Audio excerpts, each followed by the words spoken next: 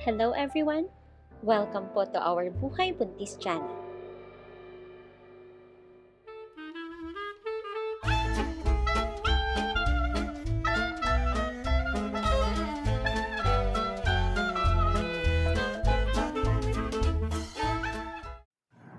Ang tanong, kailan ba dapat magsimulang bumili ng mga gamit ni baby?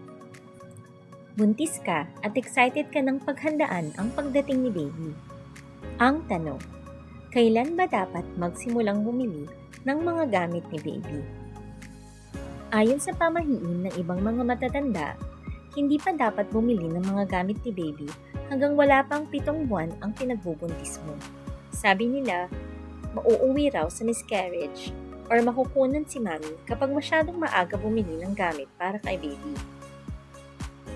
Ang pamahiin na to ay parang katulad din sa isa pang pamahiin kung saan ipinagbabawal din na ipagsabi o ibalita sa iba ng maaga ang pagbubuntis ng isang babae.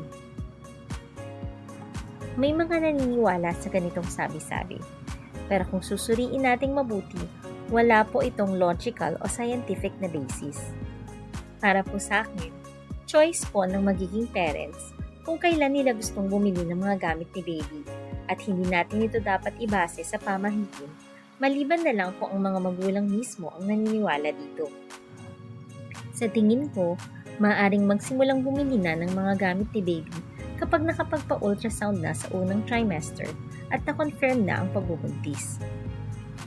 May iba namang naghihintay muna ng kaunti para sa gender scan ultrasound nang sa ganon ay alam na nila kung boy o girl ba si baby at maaari na silang bumili ng mga damit at gamit na medyo gender specific.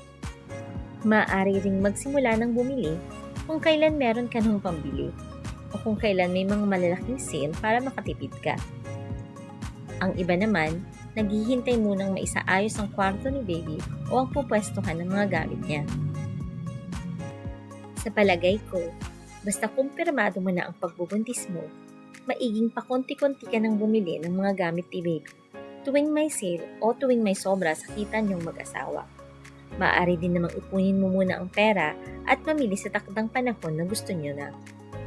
Ang mahalaga, nakahanda na dapat ang mga gamit ni baby pagdating ng 8 buwan ng pagbubuntis mo. Bakit dapat sa 8th month? Dahil hindi natin masasabi kung mapapaaga ang iyong panganganak o kung mahihirapan ka ng mamili sa huling buwan ng pagbubuntis mo.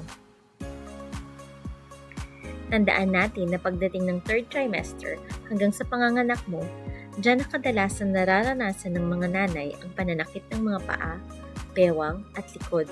Meron ding false labor, pamamanas at iba pa. Mas maganda kung sa panahon na yun ay nakakapag-relax ka na at kampante ka na kumpleto na ang kailangan ni baby. Kapag ganun, mailalaan mo na ang huling buwan ng pagbubuntis mo sa paghahanda physically, emotionally, at mentally sa panganganak mo at sa pagiging mommy. Kung meron po kayong mga tanong na gusto niyong sagutin ko, i-comment niyo lang po sa video na to. Next time po ulit. Thank you for watching.